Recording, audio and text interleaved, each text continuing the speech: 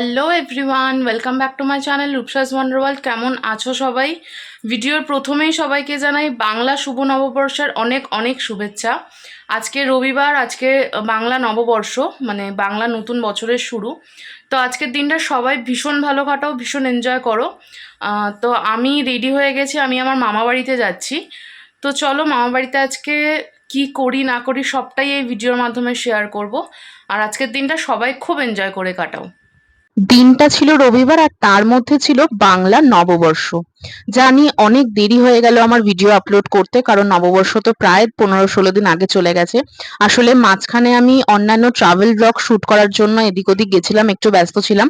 সেজন্য এই ভিডিওটা আমার আর এডিট করার সময় একদমই হয়ে ওঠেনি। তোমরা প্লিজ কেউ কিছু রাগ করো না, কিছু মাইন্ড করো না। তো সকাল বাজে ঘড়িতে এখন 11টা। লুচি তরকারি আর চা দিয়ে ব্রেকফাস্ট শেষ করে আমি আর মা চললাম মামা বাড়ির উদ্দেশ্যে। আজকের দিনটা আপনজনদের সাথে কিভাবে এনজয় করব সেটা জানার জন্য প্রথম থেকে শেষ পর্যন্ত পুরো ব্লগটা দেখতে থাকো। আর অবশ্যই কিন্তু চ্যানেলটাকে সাবস্ক্রাইব করে দাও আর ভিডিওটাকে একটা লাইক করে দিও। চলো এগোনো যাক। এটা তো আমার বাড়ির রাস্তা, তোমরা তো আগেও এই রাস্তাটা অনেকবার ভিডিওতে দেখেছো। আমার মা চলেছে আগে আগে। আর প্রচন্ড রোদ্দুর ছিল, প্রচন্ড গরম ছিল। তোমরা তো জানোই যে এবছর ভীষণ গরম পড়েছে। মার্চ মাস থেকেই সেটা আমরা বুঝতে শুরু করেছিলাম। তো মাথার ওপরে খা খা রোদ্দুর নিয়ে আমরা চললাম মামাবাড়ির পথে। 15-20 মিনিটের মধ্যে আমরা চলে এসেছি মামাবাড়ির পাড়ায়, মানে দমদম জংশনে। আর এইটা হচ্ছে আমার মামাবাড়ির পাড়া। আর এই দোকানটায় আমরা দাঁড়িয়েছিলাম মিষ্টি কেনার জন্য। দোকানটার সামনেটায় দেখাতে পারছি না কারণ একটু ভিড় আছে দোকানে। মা ওখানে অনেকক্ষণ দাঁড়িয়েছিল মিষ্টি কেনার জন্য। আজকে একটা শুভ দিন, একটা ভালো দিন। তো সেই জন্য ভাবলাম সবার জন্য মিষ্টি নিয়ে যাই। আর তাছাড়া আমার মামাবাড়িতে আমার মেজো মামি ছাড়া সবাই মিষ্টি ভীষণ ভালো খায়। বিশেষ করে আমার মেজো মামা, ছোট মামা, আমার মা, এরা 3 ভাই বোন প্রচন্ড মিষ্টি খেতে ভালোবাসে। আমিও খাই বাট অতটা নয়। বাট আমার মা ভীষণ রসগোল্লা খেতে ভালোবাসে। একমাত্র আমার মেজো মামি যে একদমই মিষ্টি খেতে পছন্দ করে না। মিষ্টির দোকানে ভিড় ছিল, অনেকক্ষণ দাঁড়ানোর পর মিষ্টি কিনে আমরা চললাম আমার মামা বাড়ির দিকে। এইটা হচ্ছে আমার মামা বাড়ি। আগে একদিন তারামার পুজোর সময়, মানে মামা বাড়িতে যে পুজো হয়েছিল সেই সময় একদিন তোমাদেরকে দেখিয়েছিলাম। মা ছিল আগে আগে, কারণ স্বাভাবিক, মায়ের বাপের বাড়ি, ভীষণ এক্সাইটেড থাকে মা যখন যখন মা মামা বাড়িতে আসে, আর থাকাটাই স্বাভাবিক। আর আমি এখানে গেট বন্ধ করছিলাম। বাইরে প্রচন্ড রোদ্দুর, তোমরা আশা করি দেখে বুঝতেই পারছো। গেটটা বন্ধ করে দিলাম, ভেতরে যাওয়া যাক। আর এখানে আসার সাথে সাথেই মামি গ্লুকন-ডি গুলে দিয়েছিল আমাদেরকে। বাইরে প্রচন্ড রোদ্দুর আর সবাই মিলে সেই জন্য আমরা গ্লুকন-ডি খাচ্ছিলাম আর খাওয়ার সময় চিয়ার্স করছিলাম। সবাই এখানে রয়েছে, মা রয়েছে, আমি রয়েছি, মেজো মামি আছে, মেজো মামির মেয়ে মানে সৃজা আমার বোন আছে। মামা বাড়িতে যখন আমরা পৌঁছেছি তখন দুপুর প্রায় 12:30 কি 1:45 বাজে।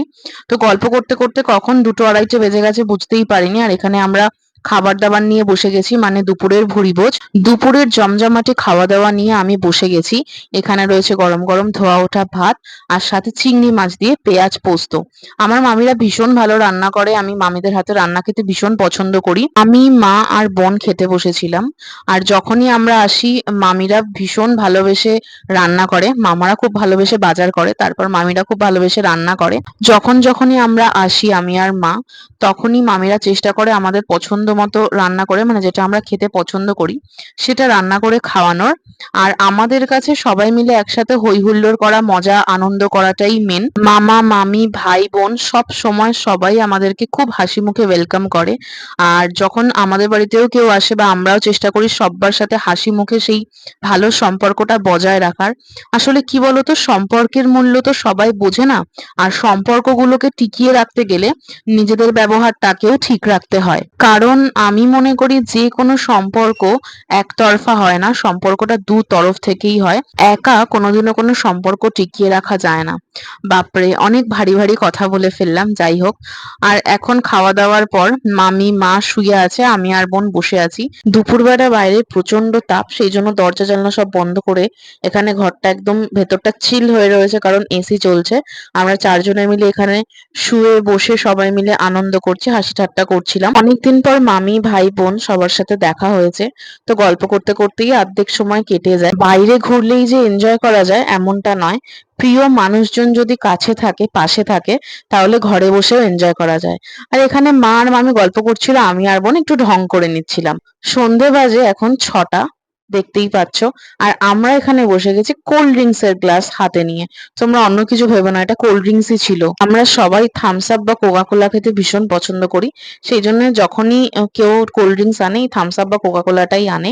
তো কোল্ড ড্রিঙ্কস খাওয়ার পর অনেকটা সময় পেরিয়ে গেছে আর আমার বোন এখানে মন দিয়ে পড়াশোনা করছে আর মা এখানে পাশে বসে মোবাইল ঘাঁটছে। আসলে পরের দিন মানে নেক্সট ডে সোমবার দিন বোনের স্কুল ছিল আর তার জন্য বোনের অনেকগুলো হোমওয়ার্ক বাকি ছিল বলে ওকে পড়তে বসতে হয়েছে।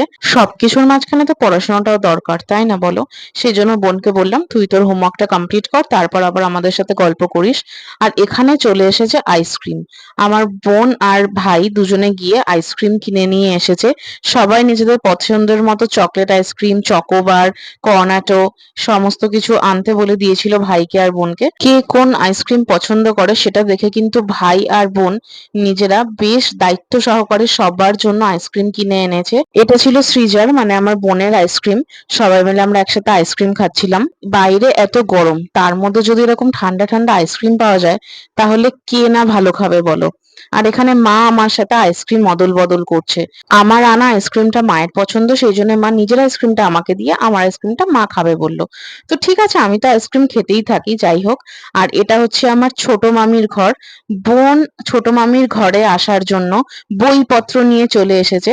আর মেজো মামির ঘর থেকে আমরা ছোট মামির ঘরে এসেছি এসির হাওয়া খাওয়ার জন্য। না না, এসির জন্য না, এমনিই এসেছিলাম। তো যাই হোক, রাতের খাবার চলে এসেছে। এখানে মেজো মামি আমার খাবার বেড়ে দিচ্ছে। মামা বাড়িতে আসলে সকাল থেকে দুপুর, দুপুর থেকে সন্ধে, আর সন্ধে থেকে কখন যে রাত হয়ে যায় বুঝতেই পারি না। সবাই মিলে একসাথে বসে সেই যে গল্প শুরু হলো, তখন আর ঘড়ির কাঁটার দিকে আমাদের কারোর নজরই থাকে না। যখন সময় পেরিয়ে যায় তখন এক একটা করে কাজের কথা আমাদের মনে পড়ে। সেই জন্য গল্প করতে করতে কখন যে দুপুর থেকে রাত হয়ে গেল বুঝতেই পারলাম না। তো রাতের ভুরিভোজ নিয়ে আমরা বসে গেছি। এখানে আছে আলুর চিপস, তারপর আছে ঘন ঘন কাঁচা আমের ডাল। সেদিনের ডালটা কিন্তু মেজমামি দারুণ বানিয়েছিল। এক থালা ভাত ওই ডাল আর আলু চিপস দিয়ে খাওয়া হয়ে যায়। ভিডিওটা এডিট করার সময় এখনো যখন আমি ওই ডালটার কথা ভাবছি এখনো আমার জিভে জল আসছে। আমি জানি মেজমামি এই ভিডিওটা দেখবে আর তখনই ফোন করে বলবে যে তোকে আমি আরো ডাল খাওয়াচ্ছি, তুই চলে আয়। যেহেতু আমি চিকেন খেতে ভালোবাসি সেই জন্য সেদিনকারও মামি চিকেন রান্না করেছিল। তো আজকের ভিডিওটা ভীষণ ঘরোয়া, ভীষণ সিম্পল ছিল। কেমন লাগলো তোমাদের ভিডিও অবশ্যই কিন্তু আমাকে জানাও। এই চ্যানেলে কিন্তু তোমরা প্রচুর ট্রাভেল ব্লগ পেতে চলেছো, তো অবশ্যই চ্যানেলটাকে সাবস্ক্রাইব করে দাও। ভিডিওটা ভালো লাগলে অবশ্যই লাইক, কমেন্ট, শেয়ার করে দাও। আবার দেখা হচ্ছে নেক্সট একটা ধামাকেদার ব্লগ নিয়ে।